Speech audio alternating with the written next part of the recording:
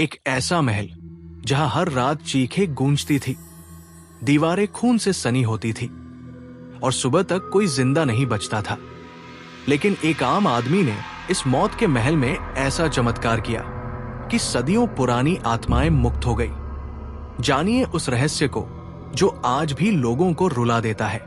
नमस्कार दोस्तों, आपका स्वागत है आपके अपने चैनल मिडनाइट मर्मर्स में। अगर आपको हमारे डरावने, रहस्यमयी और रोमांचक किस्से पसंद आते हैं तो हमें सब्सक्राइब करना न भूलें। आपकी एक छोटी सी कमेंट हमें और भी बेहतरीन कंटेंट बनाने के लिए प्रेरित करती है। तो नीचे कमेंट करके बताइए कि आज की कहानी आपको कैसी लगी।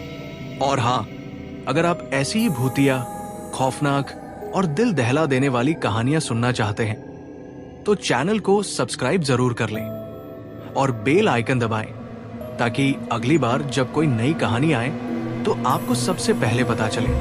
महल लाशों से भरा भूतिया महल, सच्ची कहानी से प्रेरित। साल 2023, राजस्थान के चुरू जिले से 15 किलोमीटर दूर एक उजाड़ गांव झाझेर। इस गांव के पास एक प्राचीन, खंडहर हो चुका महल था, रुद्र महल। कहते हैं ये महल किसी जमाने में राजा रुद्र प्रताप सिंह का था, जिसकी हवस और क्रूरता से पूरा इलाका कांपता था। लोग बताते हैं कि इस महल की नींव इंसानी बलि पर रखी गई थी। 100 से ज्यादा महिलाओं को जिंदा दीवारों में चुनवा दिया गया था। और जब अंग्रेजों का राज आया तो इस महल को सेना के लिए इस्तेमाल किया गया। लेकिन 2 महीने में ही वहां तैनात सभी सिपाही पागल हो गए या मर गए। तब से ये महल बंद था, एक शापित, मूक लेकिन जीता जागता नरक। जयपुर से आए 4 दोस्त आर्यन, साहिल, मयंक और अंजलि डॉक्यूमेंट्री फिल्म बनाने निकले थे। उनकी थीम थी भारत के सबसे भयानक स्थलों की सच्चाई। रुद्र महल में कुछ तो है, लोग रात में उसकी तरफ देखने से भी डरते हैं। मयंक ने गांव के बुजुर्गों से सुनकर कहा, चलो यार, यही तो चाहिए हमें, डर, सस्पेंस और असली भूतिया माहौल। अंजलि ने कैमरा उठाते हुए कहा।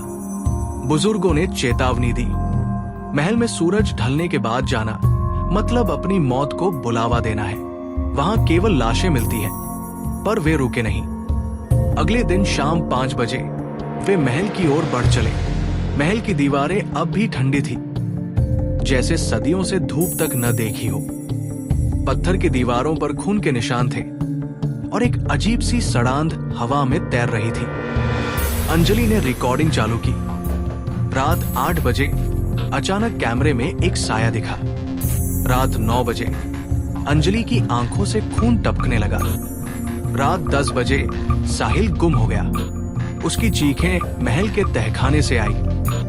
जब तीनों तहखाने में उतरे तो सामने था एक कमरा जो लाशों से भरा हुआ था।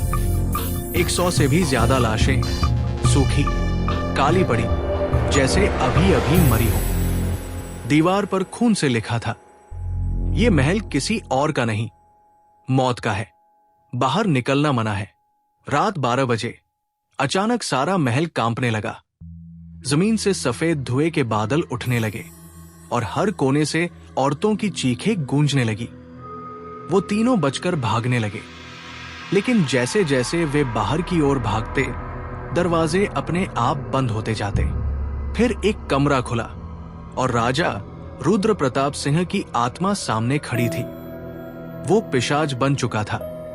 उसकी आंखें जलती हुई अंगारों जैसी थी। उसने कहा, अब तुम भी दीवारों में जुड़ जाओगे, जैसे बाकी जुड़ गए थे। तभी अंजलि बेहोश हो गई और एक अजीब सी ट्रांस में बोलने लगी, मैं रानी वसुधा हूं, मुझे दीवारों में जिंदा चुनवाया गया था। अचानक चारों तरफ आत्माएं प्रकट हो गई। बच्चों, औरतों, सैनिकों की, सभी की। सबके चेहरे पीड़ा में थे। रानी वसुधा की आत्मा बोली, हमें मुक्ति चाहिए, इस महल को शुद्ध करो, हमारी आत्माओं को शांति दो। अब कहानी का नायक उभरता है, आर्यन। वो सिर्फ एक फिल्म मेकर नहीं था, बल्कि उसके पूर्वज तांत्रिक विद्या से जुड़े थे। उसकी दादी ने उसे एक ताबीज दिया था, जिसे सत्य शक्ति कवच कहा जाता था। वो ताबीज अब उसकी जेब में था और जब आत्माएं हिंसक होने लगी, आर्यन ने वो ताबीज निकालकर जमीन पर रखा और कुछ मंत्र दोहराए। जैसे ही ताबीज जमीन पर पड़ा, पूरा महल कांप उठा। आत्माएं चीखने लगी, हवा तेज बहने लगी और तभी एक चमत्कार हुआ। दीवारें फटने लगी, लाशें जलकर राख बन गई और रानी वसुधा की आत्मा ने कहा, हमें मोक्ष मिल गया। राजा रुद्र प्रताप की आत्मा अब शापित रहेगी, अकेली। राजा की आत्मा ने दहाड़ मारी और खंडहर की ईंटें गिरने लगी। सुबह के 4 बजे चारों दोस्त बाहर महल से निकल आए, लेकिन साहिल की आत्मा वही रह गई। वो अब रक्षक बन चुका था, आत्माओं को मुक्ति दिलाने वाला। गांव वालों को विश्वास नहीं हुआ कि कोई उस महल से जिंदा लौट सकता है, लेकिन जब वे महल पहुंचे, वहां अब सन्नाटा नहीं था। सड़ांध खत्म हो चुकी थी, दीवारों से खून के निशान मिट गए थे और एक दीवार पर अंकित था, मुक्ति पा चुके। आर्यन ने उस पूरी घटना का वीडियो अपलोड किया। महल लाशों से भरा, भूतिया महल की सच्ची कहानी। वीडियो में आत्माओं के चिन्ह, ताबीज की शक्ति और महल के चमत्कारी बदलाव सब कैद थे। करोड़ों लोगों ने उसे देखा, लेकिन जब वे उस वीडियो को दोबारा देखने गए, वीडियो गायब था। YouTube पर सिर्फ एक संदेश आता था, कुछ रहस्य हमेशा के लिए रहस्य ही रहने चाहिए।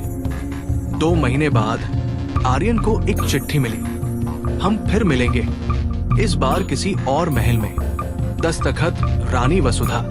क्या आत्माएं मुक्त हुई थी या ये सिर्फ अगली कहानी की शुरुआत थी? कहानी चमत्कारी अंत के साथ एक भावनात्मक गहराई छोड़ती है। सदियों से तड़पती आत्माओं को मोक्ष मिला, एक आम इंसान के कारण, लेकिन साथ ही रहस्य बना रहता है। क्या आत्माएं सच में मुक्त हो गई या महल ने अपना चेहरा बदल लिया?